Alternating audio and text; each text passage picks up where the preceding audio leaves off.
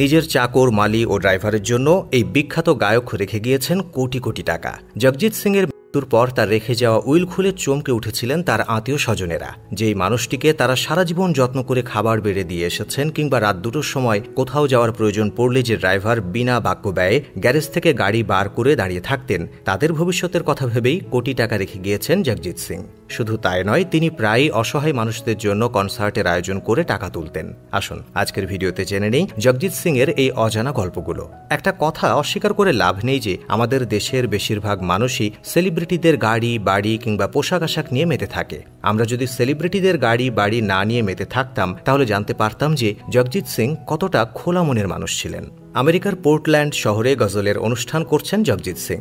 হল কানায় কানায় ভর্তি, মুগ্ধ হয়ে তার গজল শুনছেন দর্শকেরা। অনুষ্ঠান শেষের পর নিজের গ্রিন রুমে বসে আছেন তিনি। এ সময় তার কাছে উপস্থিত হন এক ব্যক্তি। তার পোশাক আশাক দেখে সহজেই অনুমান করা যায় মানুষটি গরিব। জগজিৎ সিংকে সামনে পেয়ে এই মানুষটি বললেন, ছেলে বউয়ের মুখে তিনি দুবেলা খাবার তুলে দিতে পারছেন না। এই কথাটা শোনার সঙ্গে সঙ্গেই কনসার্ট থেকে পাওয়া টাকার অর্ধেক তিনি দিয়ে দিয়েছিলেন সেই অসহায় মানুষটিকে। ইন্ডিয়ার ইতিহাসে তিনি গজলকে নিয়ে গেছেন সম্পূর্ণ নতুন এক উচ্চতায়। এর সঙ্গে সঙ্গেই তিনি আজও অনুপ্রাণিত করে চলেছেন নতুন গায়কদের। গানের জগতে থাকাকালীন তার সঙ্গে প্রেম শুরু হয় চিত্রা সিং এর। কিন্তু সমস্যা একটাই, চিত্রা সিং বিবাহিত এবং তার একটা কন্যা সন্তানও রয়েছে। একদিন জগজিৎ সিং চিত্রা দেবীর স্বামীকে শটাং বলে দেন, আমি আপনার স্ত্রীকে বিয়ে করতে চাই। এরপর বিয়েও হয় দুজনের। তাদের কোল আলো করে জন্ম নেয় পুত্র সন্তান বিবেক। সালটা তখন 1990। একটা গাড়ি অ্যাক্সিডেন্ট হয় বিবেকের। এরপরই ভীষণ ভেঙে পড়েন জগজিৎ সিং। যাবতীয় বিষয়ের থেকে মোহ কেটে যায় তার। 2009 সালে চিত্রা সিং এর প্রথম পক্ষের মেয়ে আত্মহত্যা করেন।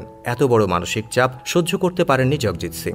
এর ঠিক 2 বছর পরে মৃত্যু হয় তারও। মুম্বাইয়ের এক নামী হলে পারফর্ম করার সময় ব্রেন হ্যামারেজ হয় গজল কিং এর। সঙ্গে সঙ্গে তাকে নিয়ে যাওয়া হয় মুম্বাইয়ের লীলাবতী হাসপাতালে। এই হাসপাতালেই মৃত্যুর কোলে ঢলে পড়েন তিনি। জগজিৎ সিং মৃত্যুর পরেই জানা যায় তিনি তার কাছের মানুষদের ব্যাপারে কতটা ভাবতেন। শুধু নিজের বাড়ির লোকজনই নয়, বিভিন্ন সময় বিনা পয়সাতে ফ্রিতে কনসার্ট করে টাকা তুলেছেন মানুষকে সাহায্য করার জন্য। এমনকি কুষ্ঠরোগীদের চিকিৎসা খরচ তোলার জন্য আস্ত একটা অ্যালবামও বানিয়েছিলেন তিনি। এমনই ছিলেন এই মানুষটা। আজকাল যেখানে নতুন গায়কদের ইন্ডাস্ট্রিতে কোণঠাসা করে রাখা হয়, সেখানে জগজিৎ সিং প্রতিভাবান গায়ক দেখলেই তাদের উৎসাহ দিতেন, ছোটখাটো ভুল শুধরে দিতেন, যা আজকের দিনে একেবারেই বিরল। তাই আমাদের পেজের পক্ষ থেকে এই মানুষটিকে কুর্নিশ জানাই। আপনি যেখানেই থাকুন, ভালো থাকুন স্যার।